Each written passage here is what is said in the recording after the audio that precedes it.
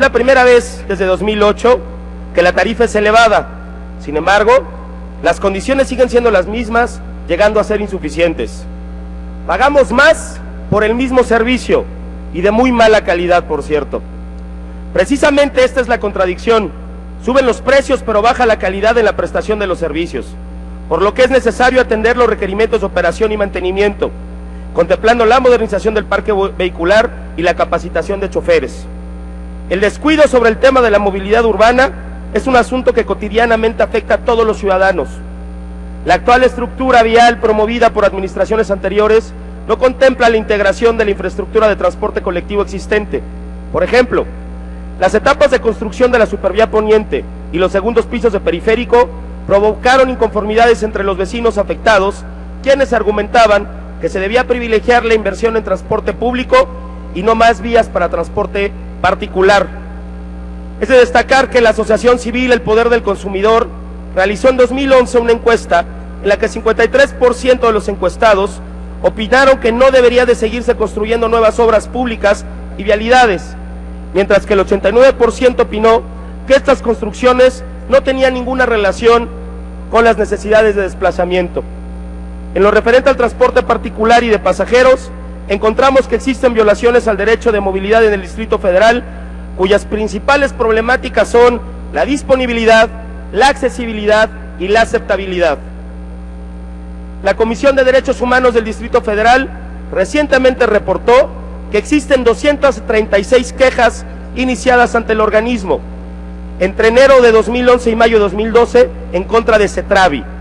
De estas 236 quejas, poco más de 49% se deben a la dilación o negativa de esta dependencia para realizar trámites administrativos. De este 49%, más de la mitad, corresponden a personas presuntamente agraviadas con concesión vehicular para taxi. Una tercera parte están relacionadas con las concesiones de transporte colectivo para pasajeros y el resto corresponde a trámites administrativos realizados por particulares.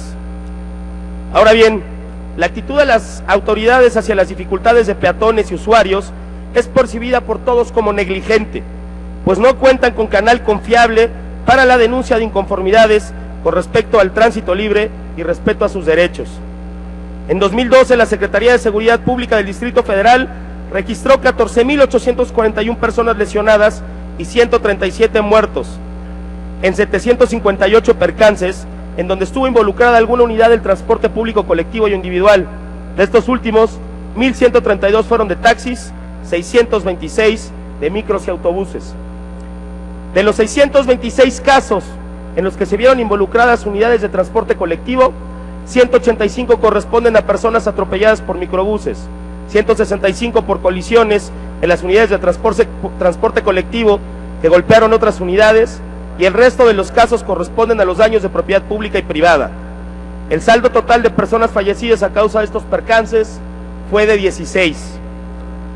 Las estadísticas delictivas en torno al tema de transporte también se reflejan en delitos de alto impacto social, como el robo a pasajero a bordo de transporte colectivo.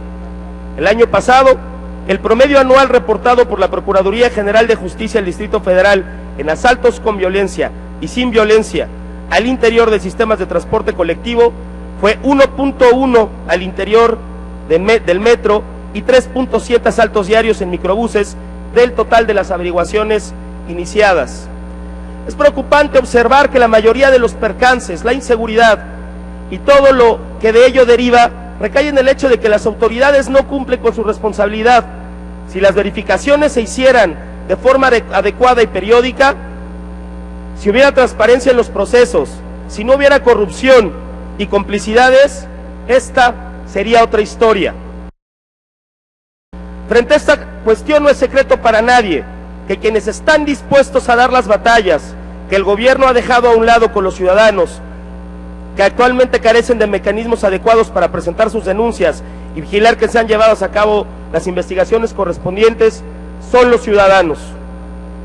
En este sentido, la Ley de Transporte y Vialidad del Distrito Federal debería definir claramente los derechos y responsabilidades de los peatones y usuarios de transporte no motorizado, así como de los usuarios de vehículos automotores.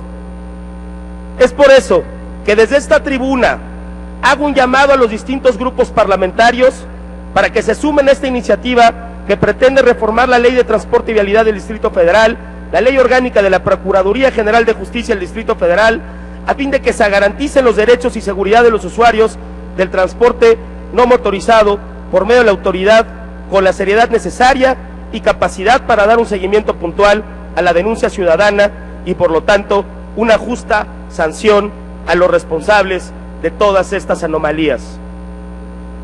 Derivado de lo anterior, someto a consideración del Pleno de la Asamblea Legislativa del Distrito Federal la siguiente iniciativa.